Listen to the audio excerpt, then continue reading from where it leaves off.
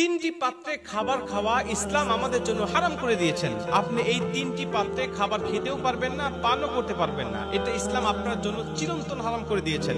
আপনি যত ধনী হন, যত টাকা পয়সা ওয়ালা হন না কেন, এই তিনটা পাত্রে আপনি খাবার খাইতে পারবেন না। যদি খান তাহলে আপনি হারাম পাত্রে খাবার খাইলেন, আর হারাম পাত্রে খাবার খাওয়ার কারণে হারাম আপনার ভিতরে ঢুকলো, আর হারাম ঢোকার কারণে আল্লাহ পাক আপনার ইবাদত বন্দেগীগুলো কবুল করবেন না।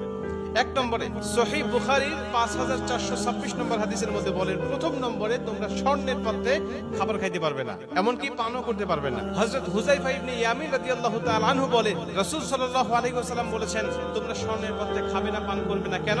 এটা আল্লাহ পাক কাফেরদের জন্য দিয়েছে। দুনিয়াতে কাফেররা ভোগ করবে, আর তোমরা জান্নাতের মধ্যে ভোগ করবে।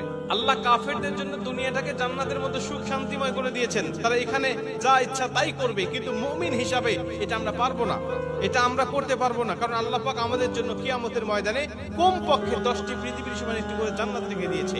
যদি আমরা আল্লাহ পাকের হুকুম আহকামগুলো মেনে দুনিয়ার থেকে বিদায় নিয়ে চলে যেতে পারি, আর যদি না মানি, ওদের মতোই যদি আমরা চলাফেরা করি, তাহলে আমরা দুনিয়াটাও হারালাম, আখিরাতটাও কিন্তু আমরা হারিয়ে ফেলবো।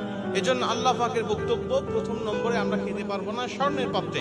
দুই নম্বরে, এটাও সহিহ বুখারীর 5634 নম্বর হাদিসের মধ্যে নবীজি বলেন, তোমরা রূপার পাত্রে পান করতে পারবে না, খেতে পারবে না। রাসূল সাল্লাল্লাহু আলাইহি ওয়াসাল্লামের স্ত্রী উম্মে সালামা রাদিয়াল্লাহু তাআলা আনহা বলেন, রাসূল সাল্লাল্লাহু আলাইহি ওয়াসাল্লাম বলেছেন, যে ব্যক্তি রূপার পাত্রে কোনো কিছু খেলো অথবা পান করলো, সে যেন তার পেটের মধ্যে জাহান্নামের টকবকে আগুন যেন ঢুকিয়ে দিল। জাহান্নামের আগুন খাওয়ার সাথে আল্লাহ রাসূল তুলনা করেছেন যে ব্যক্তি রূপার পাত্রে খাবার খায়।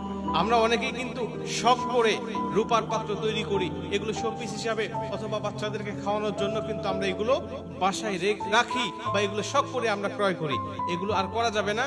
এগুলো আমরা কখনোই নিজেরাও খাবো না, সন্তানদেরকেও, ছোট বাচ্চাদেরকেও আমরা শখ করে খাওয়াবো না। অনেকেই রূপার চামিচ, স্বর্ণের চামিচ, এগুলো কিন্তু আমরা ব্যবহার করি। এগুলো করা যাবে না, কারণ রাসূল সাল্লাল্লাহু আলাইহি ওয়াসাল্লাম এগুলো নিষেধ করেছেন।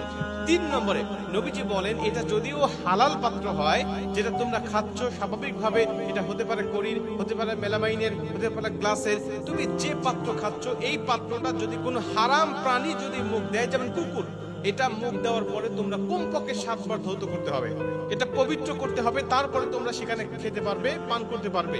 কারণ কুকুর মুখ দেওয়ার পরে বা হারাম প্রাণী সেখানে মুখ দেওয়ার পরে এটা আর হালাল পাত্র থাকে না, এটাও হারাম পাত্র হয়ে যায়।